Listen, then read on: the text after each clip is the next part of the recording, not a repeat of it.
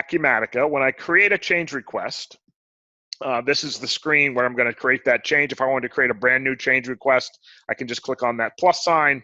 It's going to automatically pull up the change request. And now I've got to fill out all the pertinent information. What project is this change request associated with? Is it associated with a project issue in an RFI? These two items here are part of the project management functionality within the Acumatica Construction Edition. So the beauty of that is we can link a project issue or perhaps an RFI directly to a change request. That change request can then be created or turned into a change order. So lots of related functionality within the project management side of Acumatica Construction Edition and change requests there. So again, just adds flexibility and creates that workflow that I spoke of earlier, giving you the ability to really manage all of your project issues, your RFIs, your change requests right within the project screen. I'm going to go back and open up one of the existing change requests that I've created for the interest of time. But before I do that, we've got some tabs across the top here. If I wanted to see all of my change requests, I can click on all records. I've got a couple that are sitting here.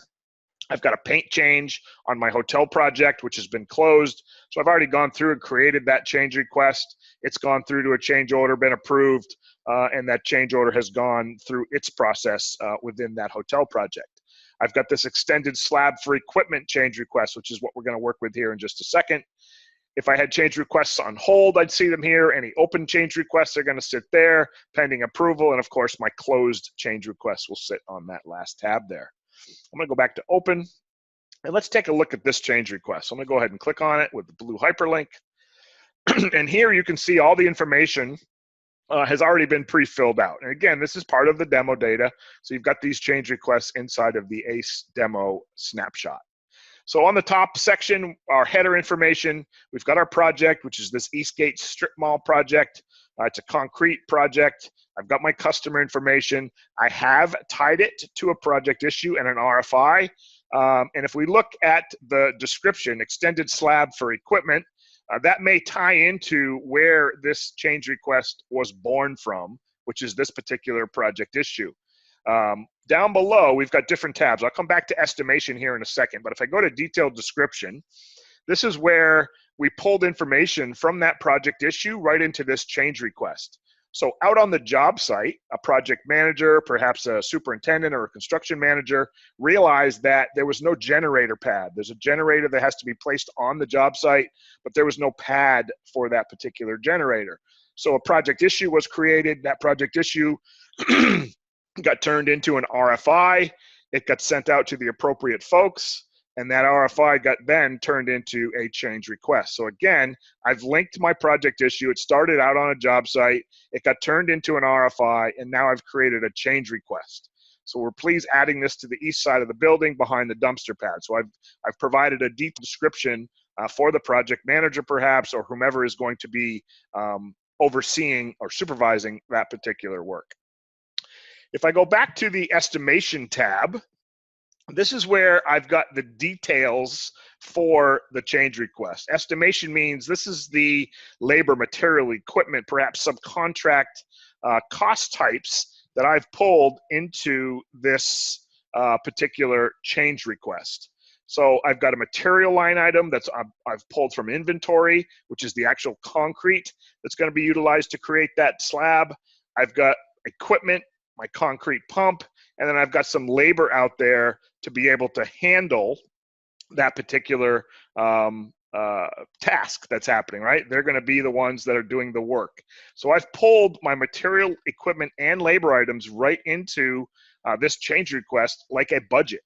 So as I scroll to the right or look to the right over here, I can see I've got quantities associated with each of those line items.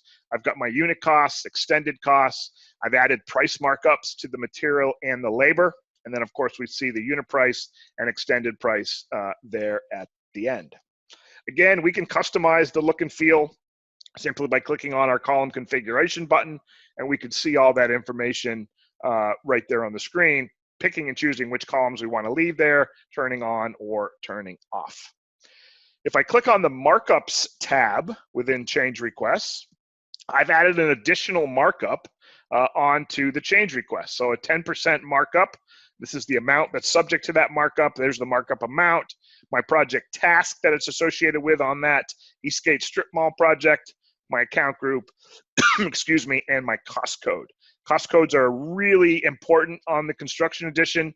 It's how contractors are creating the details of their budgets, both cost and revenue, and how they're utilizing WBS codes or work breakdown structures and tasks, activities, phases to break out and bill, estimate, and budget for their particular project.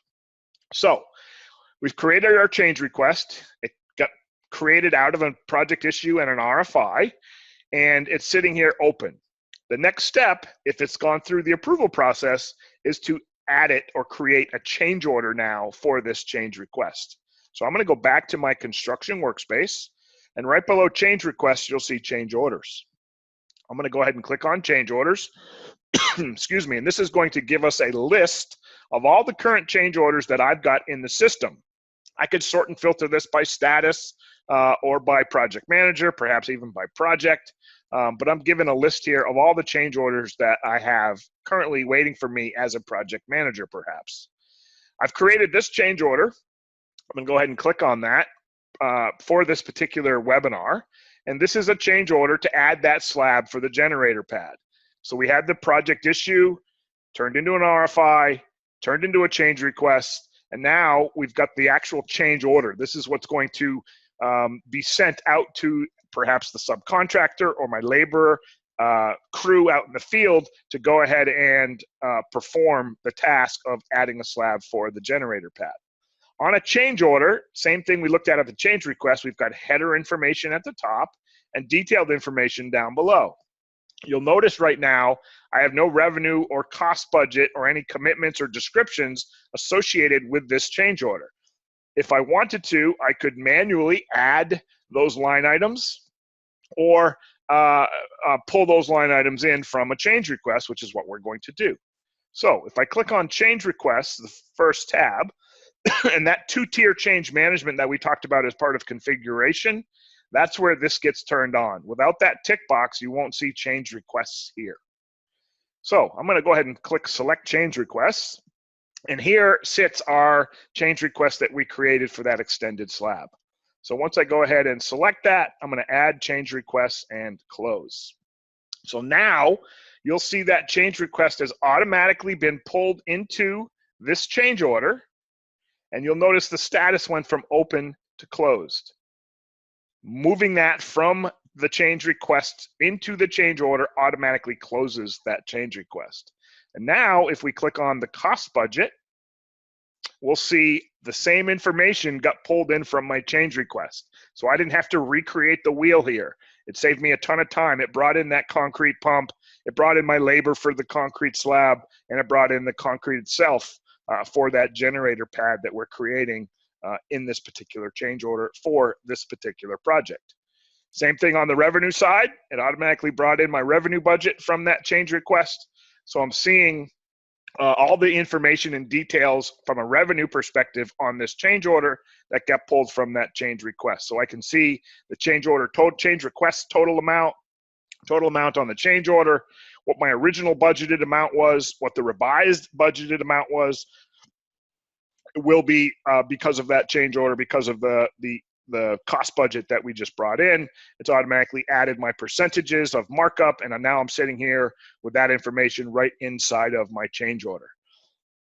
If this change order had been impacted by a commitment, perhaps a subcontract and or a purchase order, I would see that information sitting right here on my change order screen as well. In this particular case, that change request and this change order is only impacting the cost and revenue budgets, not impacting a commitment for this particular project. So the next steps for me now is to approve this change order, right? I can come up here, click approve or reject. If I wanted to email that change order, I could. If I wanted to view that change order, I can come right up here and print change order. It's going to automatically pull up that screen. We'll see what that change order looks like. We've got detailed information on that change order. Company logo would be here. If I wanted to export that out to Excel or PDF, if I wanted to email that directly from within Acumatica, I could go ahead and do that. And of course, I didn't save that, so let me go pull that right back in. add change requests.